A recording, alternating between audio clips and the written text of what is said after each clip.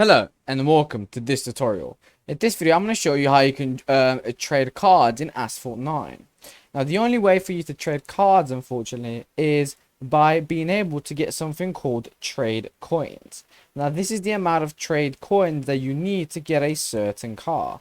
Now the more you go down, the more expensive these trade coins are.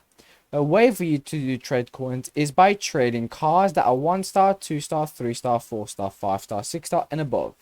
Now, most of these 1 star, 2 star, and 3 star are certain amount of coins. Once you get a certain amount of trade coins, you're able to use your trade coins in order to get different cars, more expensive cars, etc.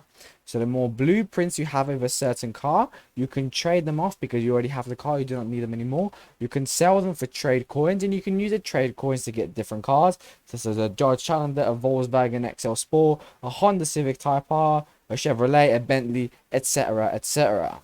Thank you so much for watching. If you enjoyed, please like and subscribe, and I'll see you soon.